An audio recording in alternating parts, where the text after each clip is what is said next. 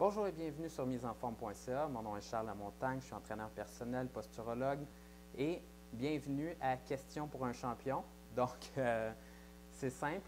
À partir de maintenant, vous pouvez me poser des questions sur le blog et vous pouvez, dans le fond, là, vous attendre à une réponse. Donc, si vous voulez avoir une réponse à votre question de mise en forme, tout ce que vous avez besoin de faire, c'est sur une page comme sur celle-ci où je réponds à une question. Vous avez juste à écrire en bas dans la section commentaires votre question.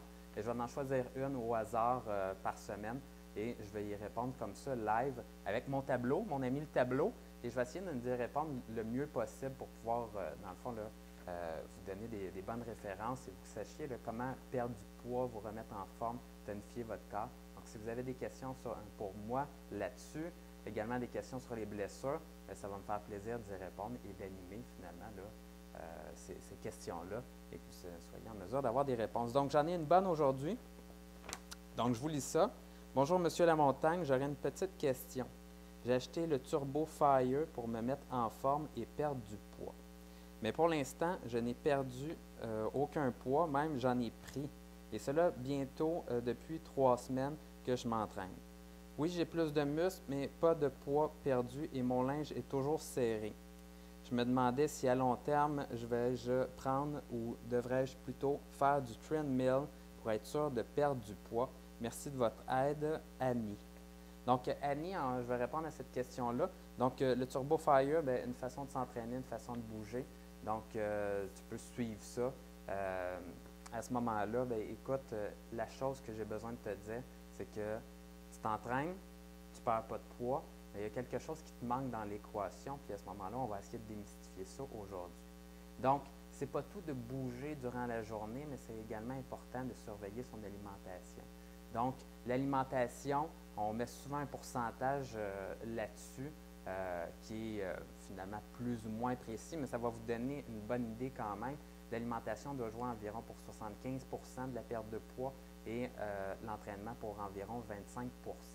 Et la raison pour laquelle je dis ça, bien, je vais vous l'expliquer tout de suite. Je vous ai fait une petite étude de cas ici. Et ici, par exemple, si vous bougez, vous allez marcher pendant 1 heure par jour et vous pesez 185 livres, mais à ce moment-là, vous allez brûler l'équivalent de 350 calories. Donc, on voit que quand même, aller marcher 1 heure par jour, c'est quand même assez demandant dans le sens qu'il faut quand même prendre 1 heure par jour pour aller bouger.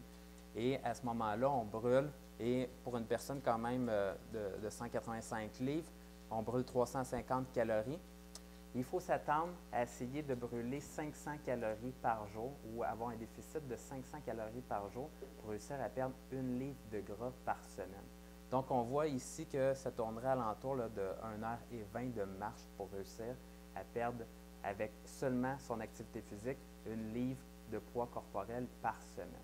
Donc, on voit que si on s'entraîne 2 ou 3 fois par semaine avec environ 1 heure et que ça donne l'équivalent de marcher pendant 1 heure, on voit qu'il nous manque des calories perdues pour réussir à faire en sorte de perdre 1 livre par semaine. L'autre chose, c'est que des fois, avec notre entraînement, mais ça nous ouvre la faim et on va faire des mauvais choix alimentaires et on va tout simplement bousiller un petit peu nos efforts de perte de poids. Si on s'ouvre la faim, on va se récompenser avec de la nourriture et à ce moment-là, on comble la quantité de calories qu'on a perdues durant l'entraînement. Donc, il faut bien faire attention à ça. Il faut regarder pour avoir les bons choix de santé. Donc, 2 choix pour ton alimentation, soit que tu te fais faire un plan alimentaire par un professionnel de la santé pour être en mesure de bien surveiller ta quantité de calories qui permettent de perdre du poids à chaque semaine. Donc, on veut jouer entre 500 calories à 1000 calories de moins par jour pour te permettre de perdre finalement là, entre 1 et 2 livres par semaine. Et si tu réussis à faire ça, bien, tu rajoutes de l'activité physique en plus de ça, bien, à ce moment-là, tu risques d'être en mesure de perdre 1 à 2 livres par semaine. Donc, un bon ratio, si tu bouges et que tu coupes dans ton alimentation, si tu vises 2 livres par semaine, on peut se dire que tu vas brûler environ 250 calories par jour avec ton entraînement. Donc, tu peux couper 750 calories dans ton alimentation, dire qu'il va y avoir 250 avec l'entraînement, ça te fait 1000 au total par jour. Tu peux espérer perdre environ 2 livres par semaine. Donc, plan alimentaire, tu peux calculer à ce moment-là ton métabolisme de base, évaluer environ ta dépense énergétique par jour. Là, à ce moment-là, on peut quantifier ça et te donner exactement les bonnes portions et tu manges la bonne quantité alimentaire pour perdre du poids. L'autre chose que tu peux faire, si tu ne veux pas utiliser un plan alimentaire, c'est d'utiliser tout simplement des bons aliments. Puis là, à ce moment-là, souvent, on se pose la question, c'est quoi les bons aliments pour perdre du poids? Mais ce qu'on se rend compte avec la recherche, c'est que les bons aliments pour perdre du poids, c'est ceux qui vont te couper la faim le plus possible. Et ces aliments-là ont quelques caractéristiques en particulier. C'est des aliments qui, dans le fond, ont beaucoup de protéines. Donc, par exemple, la viande va faire en sorte, et par exemple, le fromage va faire en sorte de couper la faim. Les protéines ont un effet de satiété, donc ça permet de couper la faim. Donc, ça va t'aider naturellement à couper la quantité de calories que tu vas avoir dans ton alimentation durant une journée. L'autre chose, les noix vont permettre de couper la faim pas mal. Ensuite, tous les aliments qui sont en bas de 50 sur l'index glycémique, même on pourrait descendre en bas de 35 sur l'index glycémique, ça va faire en sorte que la libération du sucre dans les aliments lors de votre digestion va rentrer moins vite dans votre sang, va faire moins monter votre glycémie et à ce moment-là, ça va moins créer de fringales.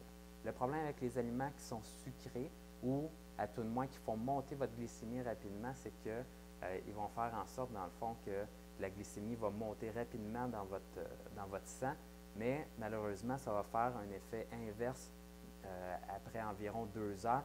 Ça va faire chuter votre glycémie, puis là, vous allez avoir encore une fringale. Donc, plus vous mangez sucré, plus vous avez le goût de manger sucré et plus vous avez de fringales. Donc, c'est simple comme ça.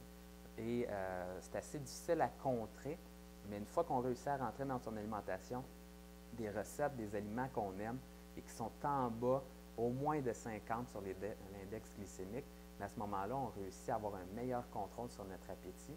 Et oui, c'est possible, à ce moment-là, si de plus vous faites beaucoup d'activité physique, de perdre du poids seulement avec, dans le fond, là, des changements au niveau de vos aliments sans regarder sur un plan alimentaire.